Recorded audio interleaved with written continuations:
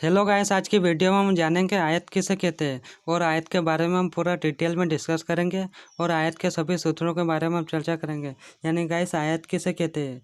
वह क्षेत्र जो चार भुजाओं से घिरा हुआ हो और जिसके आमने सामने की भुजा बराबर हो तथा जिसका प्रत्येक कोण समकोण हो, वह आयत कहलाता है। जैसे कि हमारे आयत का चित्र है, जैसे गाइस हमारे आमने सामने की भुजा बराबर होती है। जैसे कि इस भुजा के सामने वाली भुजा है तो ये दोनों भुजाएं बराबर होगी और हमारी इस भुजा के सामने वाले की भुजा ये है तो ये हमारी दोनों भुजाएं बराबर होगी और जिसके इस आयत के प्रत्येक कोण समकोण होते हैं। जैसे गाइस हमारा ये कोण और ये कोण, चारों कोण हमारे समकोण होते हैं, यानी कि 90 डिग्री के। ये चारों कोण हमारे 90 डिग्री के होते हैं।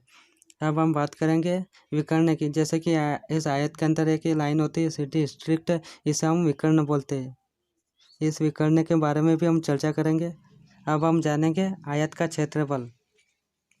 आयत का क्षेत्रफल होता है हमारा लंबाई गुणित चौड़ाई। जैसे कि हमारी लंबाई होती है और हमारी चौड़ाई, इन दोनों गुना करने पर हम आयत का क्षेत्रफल निकाल सकते हैं। अब हम जानेंगे आयत का परिमाप।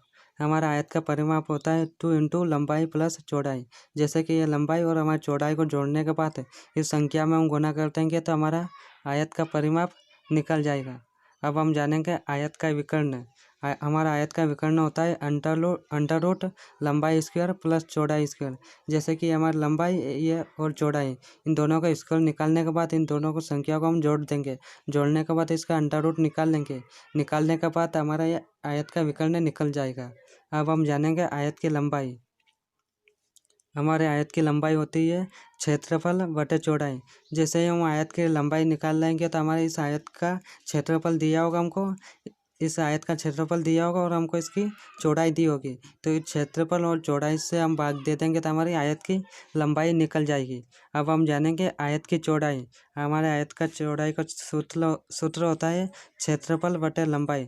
जैसे ही हम अभी लंबाई निकाली थी वही इसके जैसा ही सेम, इसमें लंबाई थी और इसमें चौड़ाई। जैसे ही आप आयत की चौड़ाई निकालोगे तो आप इसमें आपको आयत का क्षेत्रफल दिया होगा और इसमें आपकी लंबाई दी होगी। तो जैसे हम इन दोनों संख्याओं को भाग करेंगे तो हमारा आयत की चौड़ाई निकल जाएगी। तो गाइस, हमने आयत के बारे में पूरा डिटेल में डिस्कस कर लिया। अब इसके बाद हम अगले वीडियो में वर्ग के बारे में पूरा डिटेल में चर्चा करेंगे गाइस, स्क्वायर के बारे में। तो गाइस, वीडियो आपको समझ में आया होगा। थैंक्स।